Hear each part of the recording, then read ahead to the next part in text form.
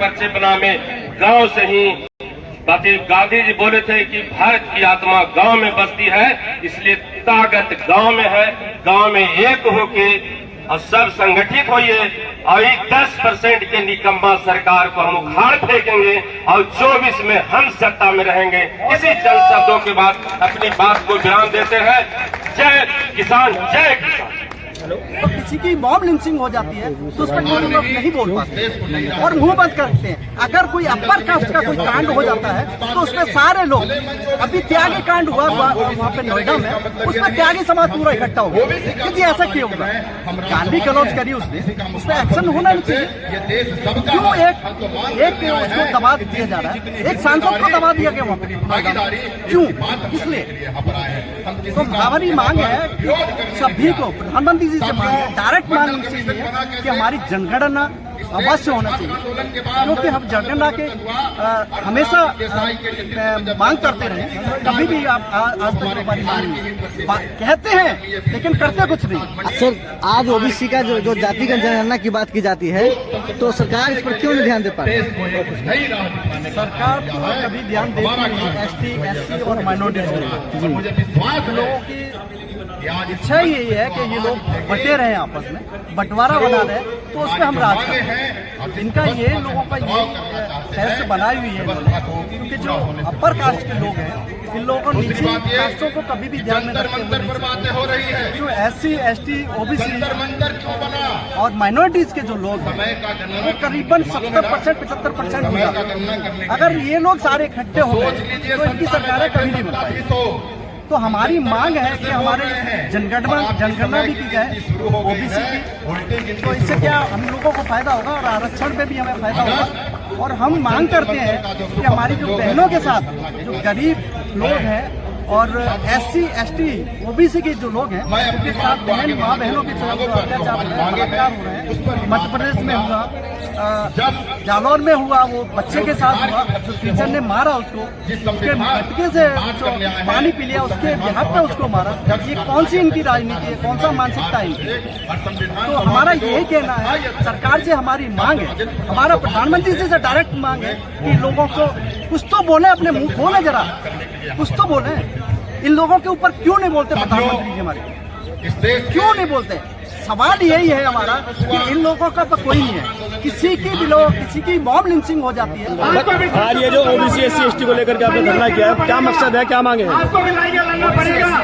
जो हमारा कार्यक्रम है 28 तो देश में एक विशाल आंदोलन के रूप में उभर के आई है। जो भारतीय जनता पार्टी, कांग्रेस या जो भी दूसरी पार्टियां हैं, इन्होंने एससी, एसटी, ओबीसी समाज के लिए कहीं कोई भी किसी भी प्रकार का सम्मान नहीं दिया है। इसलिए आज ओबीसी, एससी, एसटी समाज में उग्र माहौल है और इन लोगों को ऐसा प्रतीत हो रहा है कि ये लोग हमारा हक मांग कर रहे हैं। हम लोग लगातार अपने हक को मांगने के लिए सरकारों से संघर्ष करते रहते हैं। आज भी हमने जंतर मंतर पर राष्ट्रपति महोदय जी के नाम ज्ञापन दिया है और ज्ञापन के माध्यम से हमने सरकार को जगाने का काम किया है। मैंने कहा है कि हमारी जो राष्ट्रीय जो हमारी ओबीसी महासभा है, ओबीसी महासभा की जो मांगे हैं उसकी मैंने मांगे पूरी एक प्रमुख मांगों के नाम से लेटर बनाया हुआ है। इसके माध्यम से हमने सरकारों को बोला है कि हमारी जो मांगे हैं उसको पूर्ण तरीके से लागू की जाए। जिस प्रकार से हमारे देश में ओबीसी और एससी, एसटी सभी का जो मान और सम्मान में जो कमी आई है, उस लगातार उसको हमने देखा हमारे समाज में, हमारे ओबीसी समाज में, एससी समाज में, एसटी समाज में सारे लोग सुधार नहीं हो पा रहा है। किसी भी प्रकार का हमारे बच्चों के साथ जो बलात्कार करते हैं, उनके रेपिस्टों को नहीं पकड़ा जाता है, उनकी हत्या कर देते हैं, उनके हत्यारों को नहीं पकड़ा जाता है, उनको जो कानून जो सजा देनी चाहिए वो सजा नहीं मिल पाती उनको। इस कारण से हमारे समाज में ओबीसी समाज एकत्रित होकर आज जंतर मंतर पर इकट्ठे हुए हैं। मुख्य पदों पे महिलाओं को आना बहुत जरूरी है और आपकी देश की प्रधानमंत्री को एक महिला के तौर पर पार्लियामेंट में जहाँ पॉलिसी मेकिंग हुई है वहाँ महिलाओं का भागीदारी जरूरी है। पंचायत में भी महिलाओं की भागीदारी जरूरी है, असेंबली में भी जरूरी है। जहाँ एजुकेशन सिस्टम की बात हो रही है वहाँ पर भी जरूरी है। प्रोफेसर बने, टीचर बने, कम से कम वो संस्कार तो बात करेंगी, वो हिंसा की बात नहीं करेंगी। वो अगर परवरिश करेंगी, अगर वो पढ़ाएंगी बच्चे को तो अहिंसा पढ़ाएंगी, ना कि हिंसा।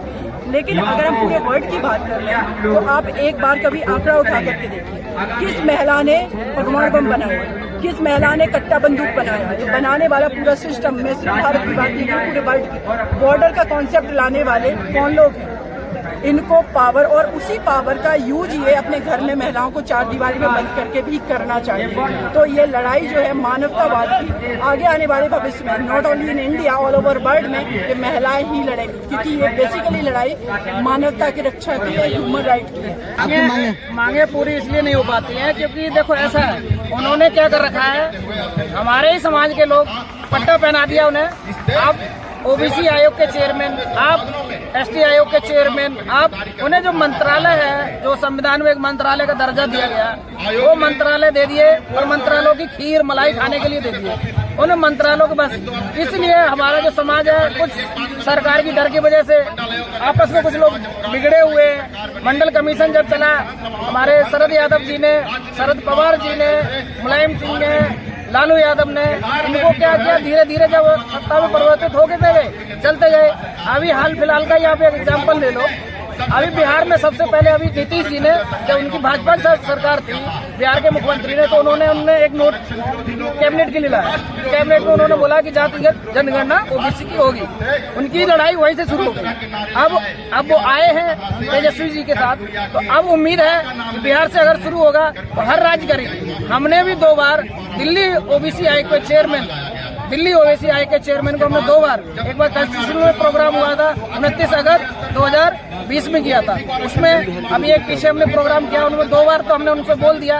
अगर अब उन्होंने नहीं माना, यहाँ हम प्रधानमंत्री के, राष्ट्रपति के नाम से और भी लोगों के नाम से जातिगत जनगणना ओबीसी की, उनके लिए हम अभी ज्ञापन सौंपेंगे। अभी ये जो धरना प्रदर्शन चल रहा है उसके साथ साथ अभी हम ज्ञापन भी सौंपेंगे तो प्रधानमंत्री और राष्ट्रपति के नाम से। वो उस पे हम अगर नहीं करते तो आगे और उससे बड़ी, अभी ये जंतर मंतर पे आए, यहाँ कुछ निहित संख्या होती है, उस पे हम धरना प्रदर्शन दे देंगे, सारी कुछ होगी। आगे चल के कुछ और करेंगे, लेकिन हमारी मांगे हम मनवा के ही रहे। मैं ओबीसी महासभा में राष्ट्रीय कार्यकारिणी के पद पर हूँ। मेरा नाम पिंकी कुशवाहा है, एडवोकेट हूँ। हमने आज ओबीसी महासभा में जो दिल्ली में जंतर मंतर पर धरना प्रदर्शन किया हुआ, हमारा उद्देश्य यह है कि दिल्ली में नगर निगम, नगर निकाय चुनाव में आरक्षण नहीं है और हमारे मध्य प्रदेश में जो आंदोलन चल रहा है, धरना प्रदर्शन आंदोलन हमारे द्वारा जो किया जाता है, सरकार हम पे लाठीचार्ज करती है, हमारे साथ अन्याय अत्याचार करती है। हम सरकार को बता देना चाहते हैं कि हमारे ओबीसी महासभा के संगठन के, अभी बीजेपी कांग्रेस को छोड़कर हमारे ओबीसी महासभा के संगठन के लोग कम से कम 52 से लेकर 56 तक जिला पंचायत सदस्य बने हैं और अभी 350 के करीब हमारे जनपद सदस्य बने हैं। एक उपाध्यक्ष बनाया, 2 अध्यक्ष बने हैं। और मैं सरकार को बता देना चाहता हूँ, भाजपा सरकार को, कांग्रेस सरकार को, हम किसी के गुलाम नहीं है। हम ओबीसी महासभा के लोग, हम अपना अधिकार मांगते हैं, किसी से भीख नहीं मांगते। इसीलिए मैं सरकार से कहना चाहता हूँ कि अभी तो ये लड़ाई है और आगे और लड़ाई है। नाम है सर आपका? मैं राकेश सिंह लोधी, ओबीसी महासभा का कार्यकारी प्रदेश अध्यक्ष मध्य प्रदेश। रीना जी, क्या मांगे आपकी जो आप यहाँ पे? आज हम अपनी बात रखें, 13-14 मांगे हैं, उसमें फर्स्ट मांग है हमारी जातिवार जनगणना। जातिवार जनगणना जब हमारा आज़ाद देश नहीं था, गुलाम देश था, तब अंग्रेज शासन करते थे, तब 1931 में हमारी जातिवार जनगणना हुई थी। 1931 के बाद में आज हम आज़ादी के 75 साल तो मना रहे हैं, लेकिन आज भी इंटरनेट का जमाना है। हम गूगल में जाके पूछेंगे कि देश में शेर कितने हैं तो मालूम हो जाएगा, जीव जंतु कितने हैं तो मालूम हो जाएगा, पशु पक्षियों की गिनती तो मालूम हो जाती है। लेकिन दुर्भाग्य, जब हमारे देश का प्रधानमंत्री पिछड़ा वर्ग हो, लेकिन आज आज़ादी के 75 साल के बाद में भी पिछड़े वर्ग की जानकारी नहीं है कि कितनी है। बजट कैसे बनाएंगे? जब तक हमारी गिनती ना होगी, हम किस बजट में पिछड़े वर्ग को उसका हक अधिकार दिलाएंगे? कहीं होता नहीं, इससे हम बहुत और इसीलिए हम इस काम में जातीय अत्याचार क्यों होता है? इसका रीजन क्या है? इसका रीजन यही है कि जुडिशरी में हमारे लोग नहीं है, जुडिशरी में हमारे जज नहीं है, मीडिया में हमारे लोग नहीं है, और हमारे ऊपर जो अत्याचार होता है उसमें फिर लीपापोती, पहले समाज के ये जो थर्ड कैटेगरी के लोग हैं, और वो हमारे जरिए ही हम लोग के ऊपर अत्याचार करवाते हैं। रीजन क्या है कि हम लोग बटे हुए हैं।